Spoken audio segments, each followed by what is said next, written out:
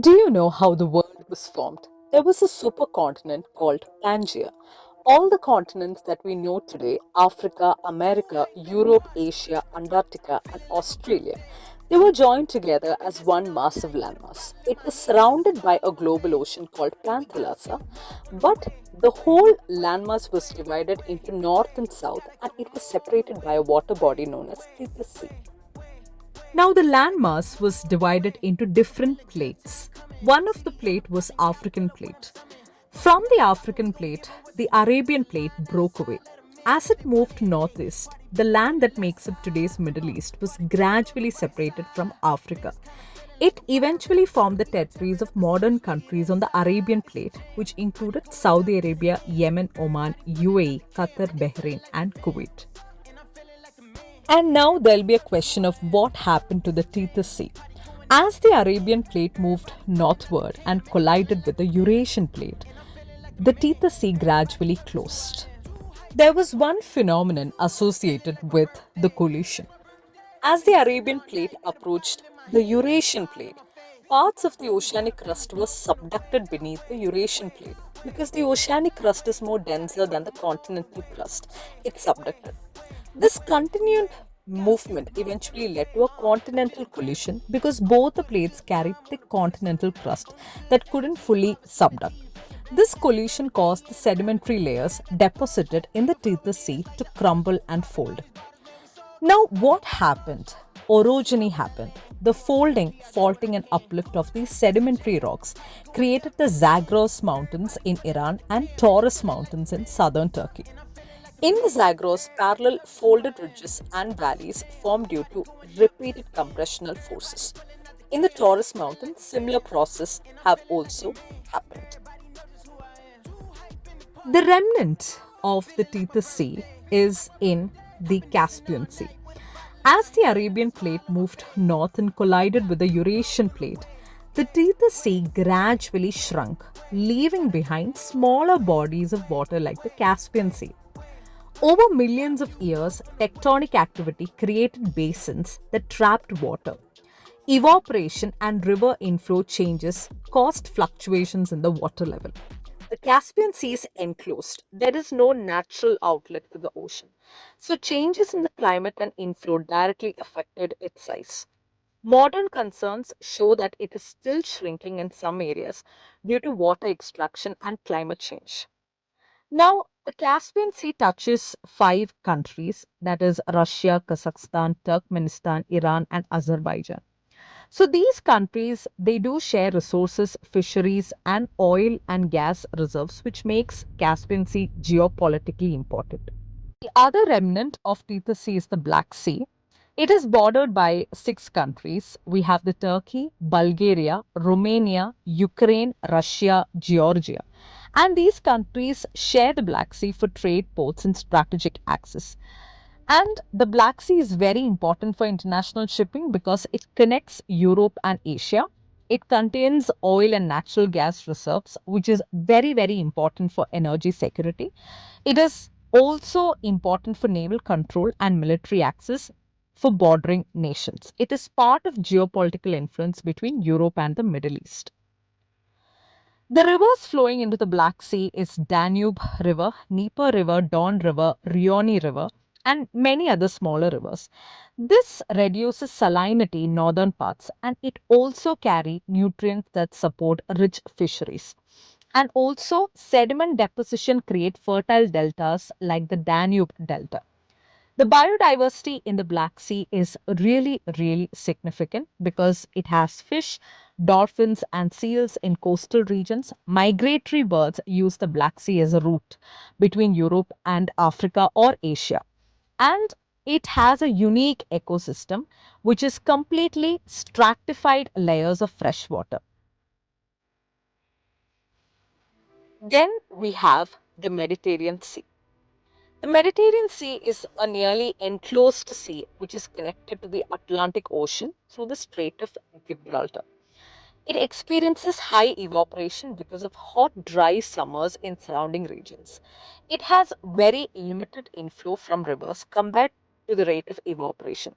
Evaporation exceeds freshwater input causing the Mediterranean to be more saline. But there is a backstory. After World War II, Europe experienced a population boom and growing industrialization. There was a freshwater scarcity because there was a lot of evaporation. And a person thought that, let there be a potential economic and naval dominance of controlling Mediterranean waters. So, engineers and scientists began proposing ideas to control the Mediterranean, including closing straits or building dams to regulate water levels and influence trade. And there are many strategic locations in the Mediterranean Sea, that is the Strait of Gibraltar. So they thought of constructing dams. So in the early 20th century, some engineers proposed ambitious projects such as Long Dam across the Strait of Gibraltar so that they could reduce Atlantic inflow to manage Mediterranean water level. Then we have the Red Sea, which is not a part of Tethys Sea. It's a narrow sea lying between northeastern Africa and the Arabian Peninsula. It's about 2,250 kilometers long and varies from 20 to 355 kilometers in width. To the north, it connects to the Mediterranean Sea through the Suez Canal, and to the south, it opens into the Gulf of Aden and the Arabian Sea. It's of immense strategic importance as a major shipping route carrying about 10% of global trade and acting as a key oil transport corridor from Middle East to Europe and Asia. The Red Sea also has a rich marine biodiversity, including extensive coral reefs and mangroves. The climate is extremely hot and arid, and high evaporation makes the water highly saline. Economically, it supports fisheries, tourism, and naval bases. And Red Sea is one of the most important economic route for oil and trade as well. So, hence, you know why the Middle East is very rich in petroleum. Understand that the Middle East was once part of the Tethys Sea. Since petroleum is derived from marine animals, we know that we have a continent that is very rich in oil and petroleum reserves.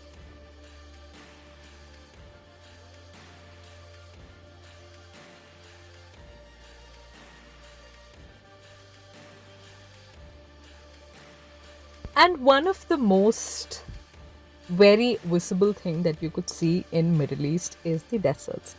But most of the world's major hot and cold deserts, such as the Sahara, Namib, Atacama, Sonoran, and Kalahari, they are found on the western margins of the continents between 20 to 30-degree latitude. Have you ever wondered why?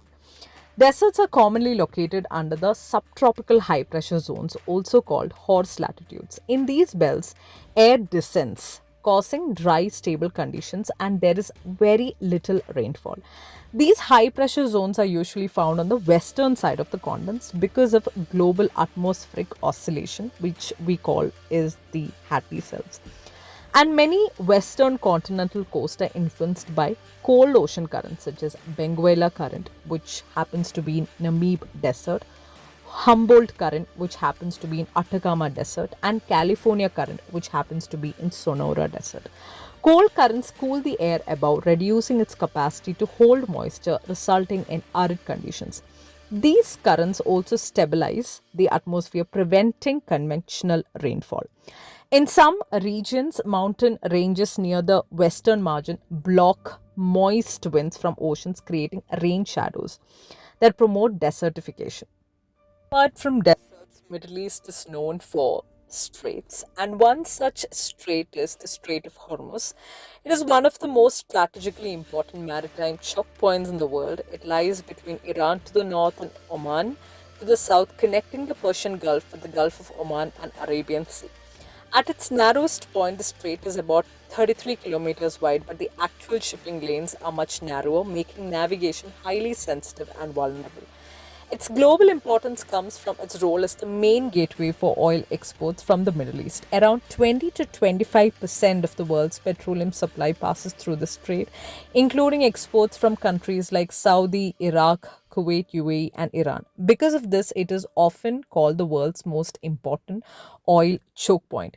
Geopolitically, the Strait of Hormuz is highly sensitive due to tensions between Iran and Western countries, especially the United States. Any conflict blockade or disruptions can lead to sharp increases in global oil prices and affect energy security worldwide. Then we have the Bab el Mandeb Strait, is a crucial strait located between Yemen in Asia and Djibouti and Eritrea in Africa. It connects the Red Sea to the Gulf of Aden, which further opens into the Arabian Sea and Indian Ocean. The name Bab el Mandeb means Gate of Tears, reflecting its historical danger from navigation. It is about 26 to 30 kilometers wide and serves as a major global choke point for all oil and trade. Its importance comes from the position in Europe Asia maritime route. Ships carrying oil from the Middle East to Europe pass through this strait. They move north through the Red Sea and Suez Canal. A disruption here can severely impact global energy supply chains.